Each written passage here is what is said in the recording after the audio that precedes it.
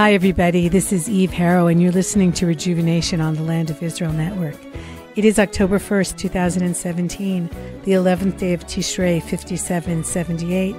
It's just a little while after Yom Kippur, and I'm still feeling that spiritual high, full of hope, exhaustion, relief, joy, that unusual mix that is so symbolic of just after Yom Kippur, where we've really poured out our hearts and prayers to the one above. And I hope that all of you had a meaningful Yom Kippur.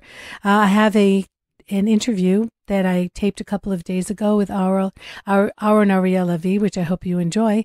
But before that, I just want to remind any of you who are going to be in Israel in the next few days that very often you'll write to me and ask if I have open tours, and most of what I do is not. But it so happens that on Chol HaMoed Sukkot, on the intermediate days of Sukkot, I am running trips that are open to the public. On Sunday to Sderot, on Monday and Tuesday for When Israel Fund, Monday to Ma'arat HaMachpelah, and then to Gush Etzion, including a Jeep ride, and Tuesday to the Jordan Valley and to the Alon Road. So there's still places on the buses. If any of you would like to join, write to me, Eve at the Land of Israel. And I'll be happy to get you the flyer and do whatever you have to do to get you signed up. Even thelandofisrael.com, I think I forgot the .com. Anyhow, have a wonderful week, everybody. Enjoy the interview. I'll be back somehow, I don't know how I'm going to do that, on Sukkot. So take care, everybody, and off to the interview. Hi, everybody. Eve Harrow on Rejuvenation for the Land of Israel Network. And I'm sitting outside the Israel Museum, actually, on my lunch break from a course that I'm taking, and meeting with Aharon Ariel Lavi, who some of you who've been really listening to me for a long time might remember that I interviewed a couple of years ago. He's an economist and a social entrepreneur who I think has some really fabulous ideas of how the modern world and the economy and the Torah actually can all fit together, and that Israel and Judaism can perhaps provide some of the answers that the Western world is looking for in areas that we don't even connect. So first of all, thank you so much for joining me here today. Hello, Eve. Thank you for inviting me. So a little bit of background for those who missed that show. Shame on you, really. You can go into the archives and hear it. Just exactly like who you are and how you got to where you are today.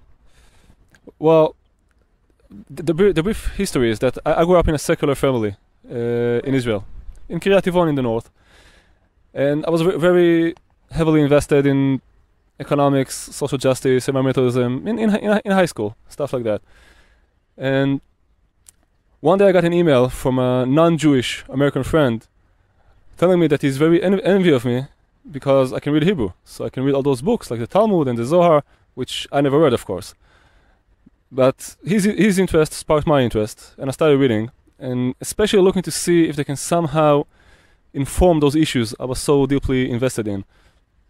And to cut a long story short, it took me about 7 years, and I ended up like this. I mean, the audience can't see me, but with a beard and a tzitziot and all the funny fringes that we have. You clearly look like a religious man, let's put it that way. Yeah.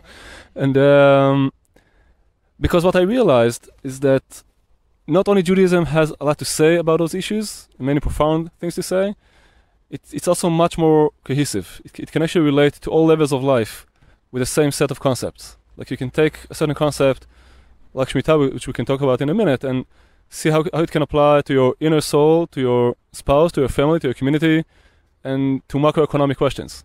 And this cohesiveness completely blew my mind.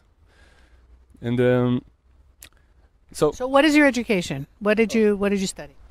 So I became religious officially after the army. I went to the Hebrew University to study economics, then did another degree in history and philosophy of science, which is also related to this, at Bar Ilan, and also started many different social initiatives, mostly community development and Baalei Tshuva and education.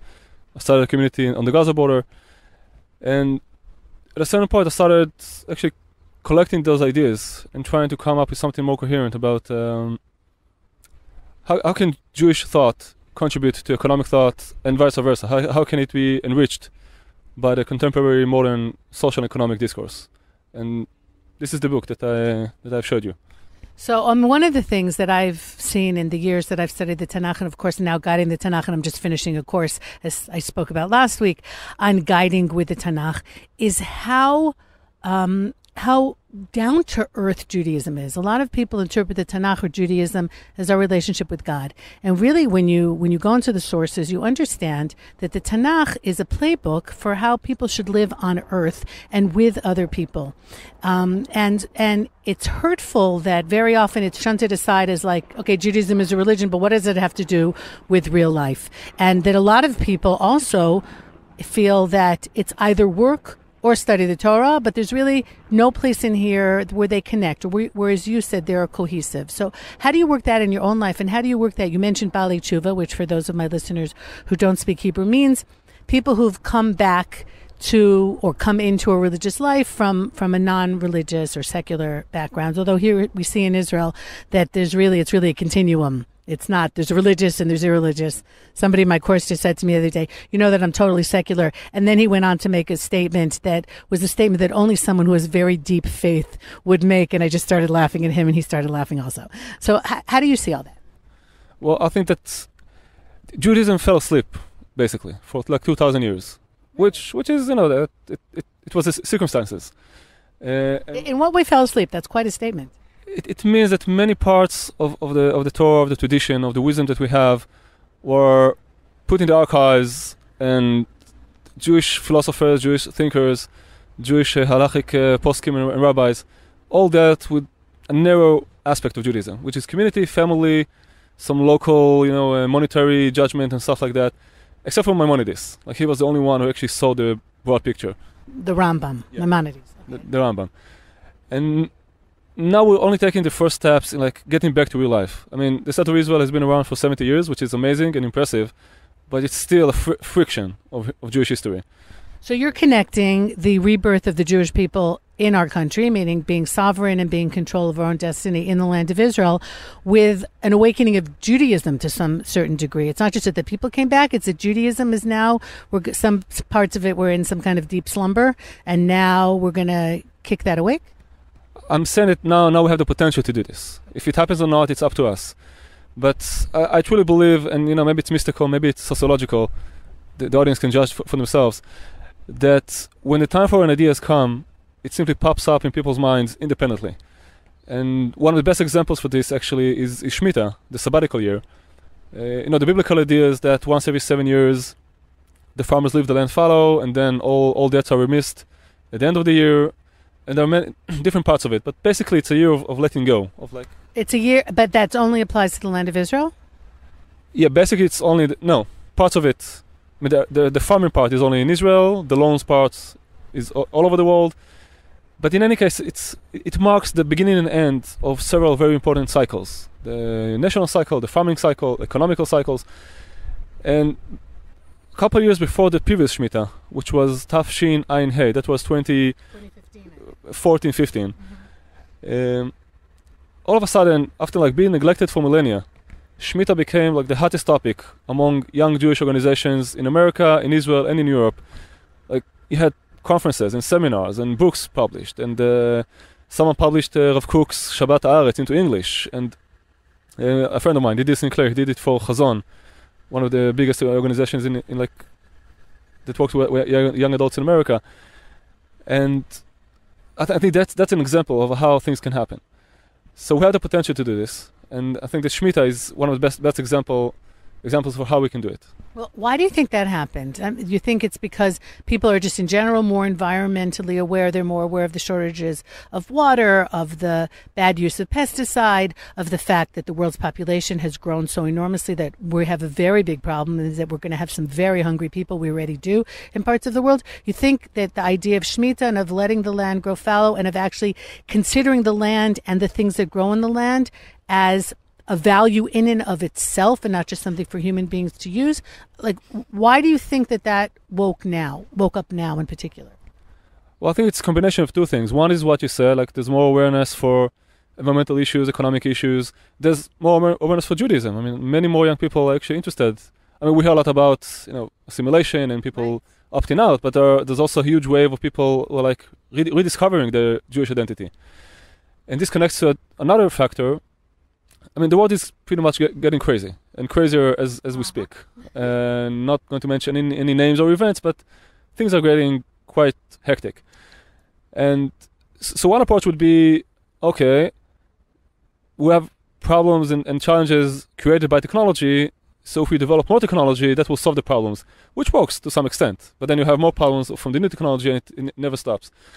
Another approach would be, maybe some of the answers to the challenges that we have are rooted in our traditions, in the ages-old wisdom that has been tested and tested over and over again for millennia, and maybe it can inform our challenges. So I'm not saying let's do copy-paste, but I'm saying let's see how it can inform the way we respond to contemporary challenges. So I can share one example. For example, the volatile job market. So people my age, I'm 34 now, and younger, what we call millennials in the academic discourse, are expected to change anything between 9 to 18 different jobs during their careers. You're going to change jobs, the millennials, 9 to 18 different times within, let's say, a 50-year work span? Yeah, something like that. You can already see it happening. You can see people changing jobs every 3, 4, even less years. It has many reasons. It's technology, it's globalization, it's people move all over the place, economic shifts, whatever. But it happens. Now, on the one hand, that's great news because it means lots of innovation, lots of new stuff, and many opportunities for us to rediscover and reinvent ourselves. But it's also a big challenge on the individual, to adapt and readapt over and over again.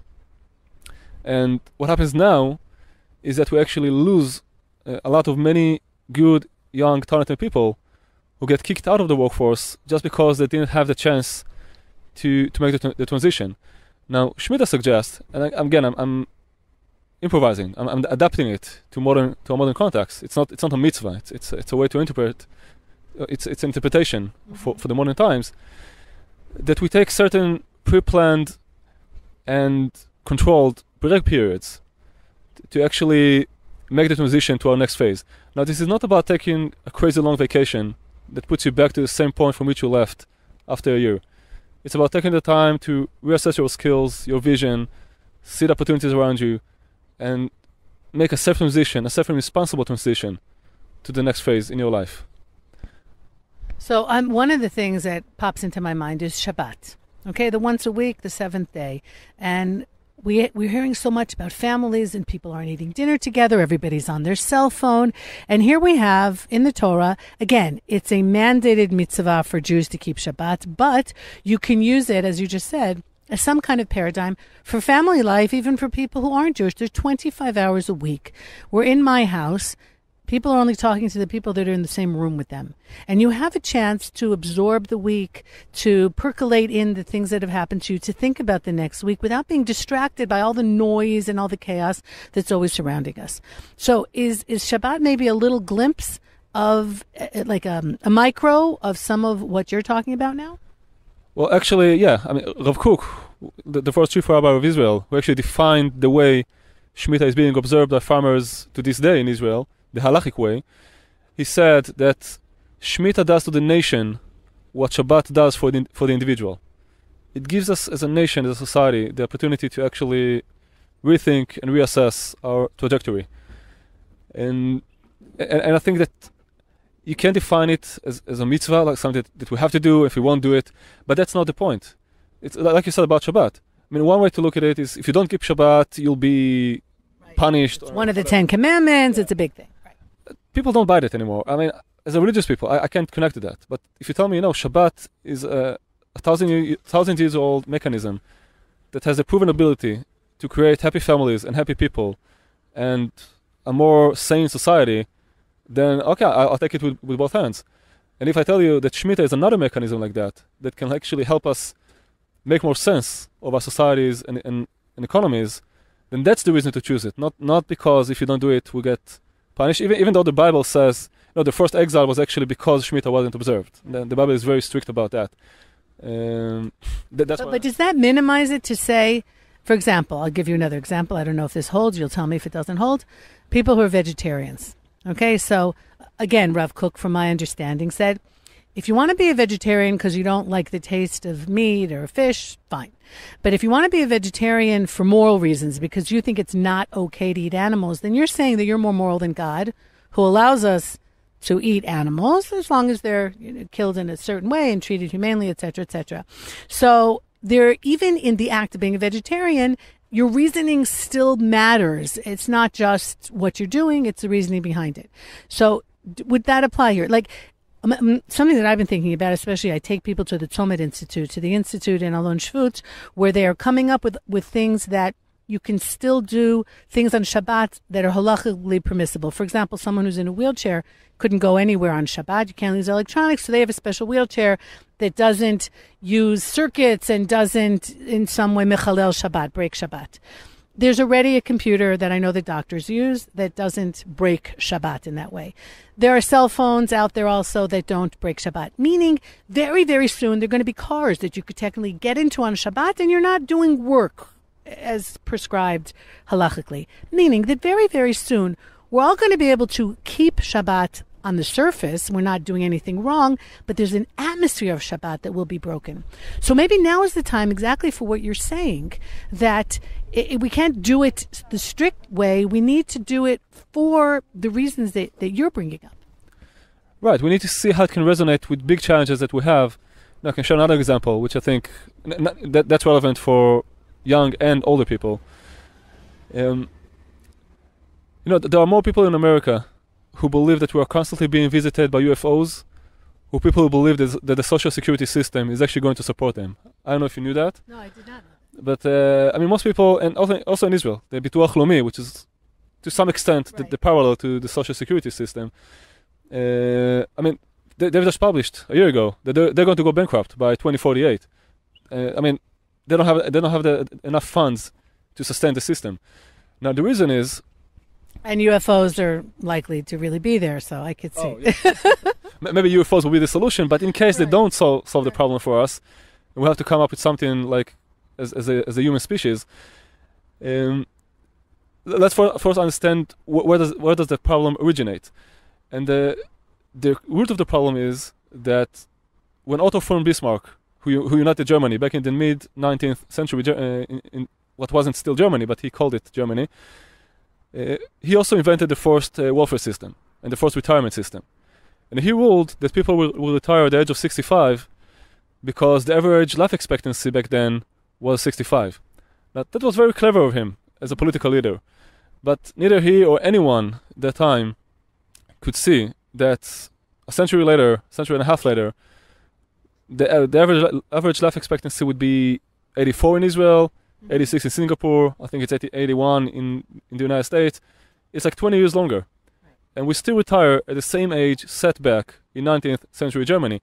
And that's crazy in a generation that considers last year's iPhone an archaeological relic. Mm-hmm. And the question is, how can we maybe use the model of Shemitah to do something about that? And the idea that I would like to propose very briefly, at least for consideration, that there's a lot of work to do about it. Like many economists will have to sit about it and think about it and see all of the different aspects. But briefly speaking, maybe because most of us can still hang on to our non-physically demanding jobs even after 65, and we need those transition periods, which I just mentioned, so we can actually take the retirement funds that we accumulate anyway and break them into small chunks and take them every 7 years, and then we retire 7 years later. In order to make up for the gap. And this way we retire later and have less years of like living on retirements, which is also not good for the individual. It's nice if you have a few years, but if you have 20 years to live without doing anything, that's boring, and like you can lose your mind that way.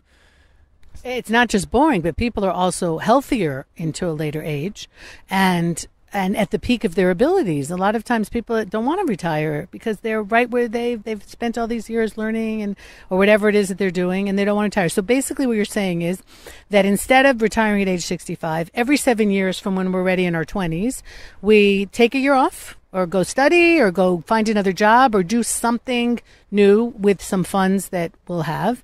And then this way we put off retiring until we're in our earlier mid-70s and we keep working longer, but we use those years to refresh ourselves in the middle of still our strong years and our learning years? Exactly. Now, there are many questions like, should everybody take the same year off together? Or maybe each one should have their own individual sabbatical year. There are many, many aspects. Now, I know that some of these ideas, like I said about the job market, transition periods, the retirement challenge, they can seem delusional. I get that. But keep in mind that so was monotheism and many other key Jewish ideas that were completely ridiculous when they were first introduced, but they ended up shaping the world in which we live. I mean, Shabbat, for example, which you mentioned, I mean, Jews were condemned as a lazy people for keeping Shabbat. It wasn't something that we were praised for. Right. And today, the entire, at least Western civilization, has not only 1 day, but actually 2 days of rest every week. So it's not the halachic rest, but it's still 2 days of rest, all inspired by our Shabbat. So, I don't know, maybe a few decades down the line, Shemitah can become a self-evident part of our society. Mm-hmm. And by the way, it's still being observed to some extent in the form of the academic sabbaticals. Right. And teachers in Israel have a sabbatical year, which comes every 7 years. I mean, they didn't just invent it. It comes from the Jewish tradition. Mm-hmm. Because there's something about this period of 7 years that enables real rejuvenation. For example, you know that our body constantly replaces cells. It's constantly in a state which I call balagan meurgan. It's an organized chaos. Like, there are chaotic processes, but we stay alive because we have those mechanisms and constrained cycles of rejuvenation, like Shemitah, that keeps us alive and keeps the system in order. And it takes the body exactly 7 years to replace all of its cells, almost all of its cells. There's a certain part of the brain that stays there for the whole life, but almost the entire body is actually, I mean, the person sitting next to you right now, like me, or you sitting next to me, you are not the same person who was here like 7 years ago. Right. It was a completely different set of cells. So there's something about this cycle that can be relevant, as I said, from the innermost level all the way up to macroeconomic questions. And I think that at the very least, it's an idea worth exploring. Have you sat with other economists? Is this already something? Because I know we spoke about this already a couple of years ago, that you were talking about this idea, because it was very clear to you that things can't continue the way they're continuing. The world is going to come to some kind of crisis point, and that's maybe we can do something before 2048, before the whole system collapses. So how is this moving along in terms of sitting with, I'm not talking about Jewish people, sitting with just straight out economists and figuring out what can be done here? So that's one of the reasons we published the book about Jewish economic thought. The book is called About Economy and Sustenance, Judaism, Society and Economics. It was published in English about a year ago. It's a Jewish book, but it's also very self-explanatory. So anyone can access it, anyone can see the ideas there. It's very aware of the academic surrounding. It quotes from both traditional sources and from contemporary articles. So we're trying to get the discourse going. Back when we talked last time, I think it was the Shemitah year actually, and inside the Jewish organizations, Jewish people, discussions like this started. Personally, I mark the next Shemitah year, which is Tafshin Pei Bet, which will be 4 years. In 4 years, yeah. So it will be 2021, 2022. I think we should mark this as some sort of a climax point or point to actually expand the conversation.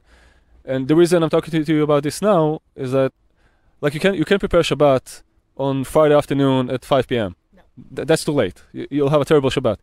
You need to start thinking about Shabbat on Wednesday and then buy stuff on Thursday and then cook on Friday, right, if you want to have a decent Shabbat. So if we want to have a decent Shemitah, at least in terms of discourse, I'm not expecting any of those ideas to be implemented 4 years from now, not even 20 years from now. But if we want to have a serious conversation in the next Shemitah year, both among Jews and among non-Jews, and I have non-Jewish friends and colleagues who are interested in those ideas. I mean, people are, and the Bible has a place of respect as long as you do it seriously. Like if you come with a wacky idea that, if you keep Shemitah, then in a mystical way everything will be okay, fine. No, I'm not going to buy this, and I don't think that any serious economist is going to buy this.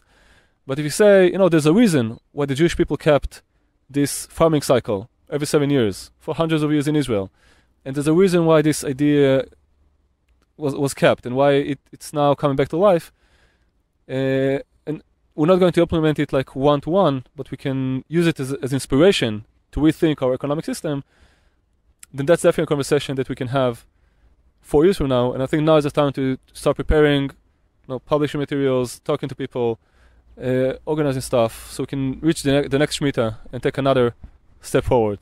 So if anybody's listening who's an economist, for example, who is interested in anything you're saying, we could maybe organize a conference where they live, get these ideas out there? Yeah, a conference. It can be all different kinds of gatherings. You can do them online. You can do all different kinds of workshops to start thinking about those ideas. I mean, the first phase will be to brainstorm and then validate ideas. Some of them will be obviously kicked out of the room because they won't make sense. But that's how ideas develop. Some of them will be put to the test in a small scale, then in a pilot program, and that's a process. But the first phase is to start actually talking about it, writing about it, and also getting feedback. I mean, maybe what I said doesn't make sense to someone, and I'm happy to hear feedback, and because as long as we all agree that we have these problems or challenges, the volatile job market, the retirement system, and a few other issues that we can't go into all of them right now, our communities, our national systems. There are many more aspects that Shemitah and Judaism in general can relate to. As long as we agree on the challenges and that we agree that it's in everybody's best interest to try and resolve those problems and challenges, then we can have a serious conversation. Because we're all on the same page or trying to do something, and just to bring the best ideas that we can and the best minds that we can in order to do something about those, hopefully not to happen, cataclysms. Well, so when I spoke to you a couple of years ago, the reason that I had invited you in is because I read an article that you wrote about how people such as yourself could actually, it was an article about getting the ultra-Orthodox into the job market. Here in Israel, the two main sectors that are not represented enough in the job market are Arab women and the Jewish ultra-Orthodox men. Many of them learn Torah all day and don't go into the job market, with the obvious effects that it has on their families, on the burden on their wives, and just the fact that we don't have as many people working, and the economy would be better affected. What's happened since then? You were talking in that article about how people such as yourselves who had gone to university and knew both worlds and are able to meld both worlds, as you're trying to do here, let's say, with some of the Torah ideas, and also move them into economies. Do you see a change in the last couple of years since you wrote that article? What do you see happening here in Israel in particular? Well, I do see a change. I mean, more people from the Haredi society are going to work, more are going to the army. In the Arab sector, things are changing as well. Right. But there are a few problems. I mean, first of all, I'm not sure that the pace of the change is fast enough compared to the challenge and the demography which is changing, and I'm not sure it's sustainable enough. And what I'm saying is that we don't have enough data and enough time yet to determine. But some preliminary data published just last week actually indicate that those who are going to work are actually those who are less capable. I mean, the serious guys actually stay in the yeshivot all the time. Some of them want to go to work, but they lack very fundamental skills. English, which is very hard to learn when you're older. I mean, it's very hard to learn languages when you're grown up. Mathematics, what we call STEM education. Mm-hmm. The core curriculum. So that's one big issue. And what happened in the last 2 years that I started to focus mainly on a project that tries to resolve this issue at its core, called Rakia, which means heavens in Hebrew, in which we actually develop a curriculum in mathematics that teaches math through the Torah. We use, that's kind of hard to explain over the radio, but in the Torah text, there are all different kinds of quantitative structures. You can count words, you can count verses, you can play with them in all different sorts. You have gematria, like you can change words and letters into numbers. Not talking about mysticism, talking about real manipulations that you can do and actually use the Torah in order to quantify stuff and get quantitative concepts. Now, obviously, as you get older and you get into serious math, you have to use the traditional symbols and letters and numbers and signs. Of course, you have to use this. But you can give children the basic understanding of numbers, of quantity, of function, of equations. Like you can give them the basic concepts through the Torah studies, and then you can build a second story, so to speak, of the real math. And the reason we do it like this is first because we think it's a great way to learn Torah and reveal another aspect of it, like we talked about Shemitah. So that's another aspect of Torah that has been neglected for years.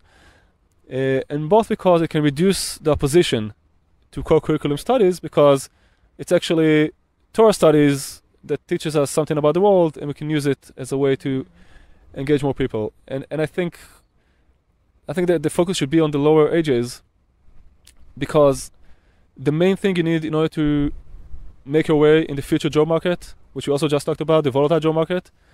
So you need to be very flexible, very versatile. You need to have very good social skills. Some of this you get by learning Gemara anyway, which is good. I mean, the Jewish tradition has this built in. But you also need some basic skills and languages, like math and English and things like that it's very, very hard to acquire when you're older. When you're 8 years old or 9 years old, your mind is open, it's flexible, it gets new languages relatively easily. It's very hard, even impossible, unless you're a genius, to actually make up for this gap when you're older. And that's why we think you have to focus on the younger ages. So do you have people either in the education ministry or somewhere in the educational world that are working with you on this? And you have certain schools that have adopted this program? Yeah, so some schools already teach this as part of the pilot stage. Now we're up to 3rd grade.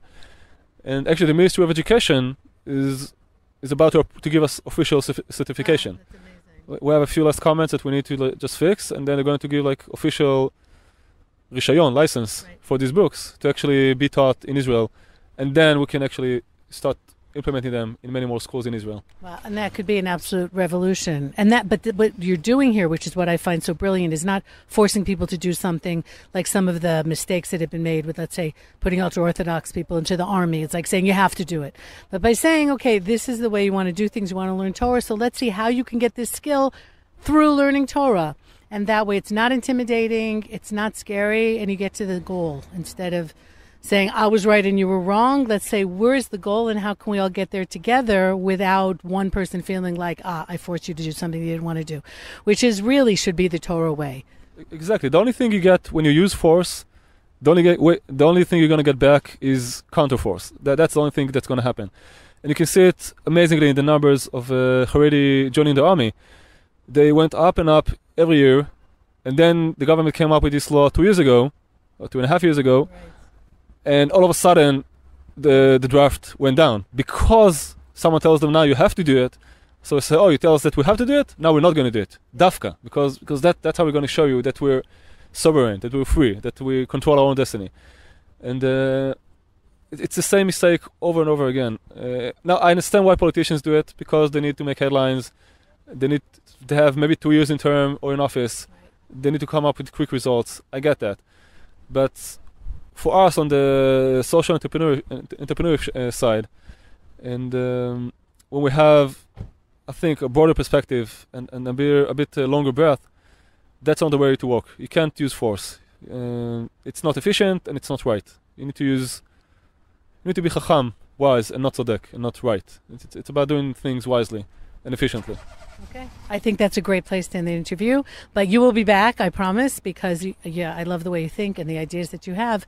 And so thank you very much, Aharon Ariel Lavi, and thank you to Ben and to Tabitha and to everybody at the Land of Israel Network. You can always write to me, everybody. You know that, eve@thelandofisrael.com, and have continued to have a wonderful holiday season, a wonderful Tishrei. And that's it for now. Goodbye, everybody. Have a great week.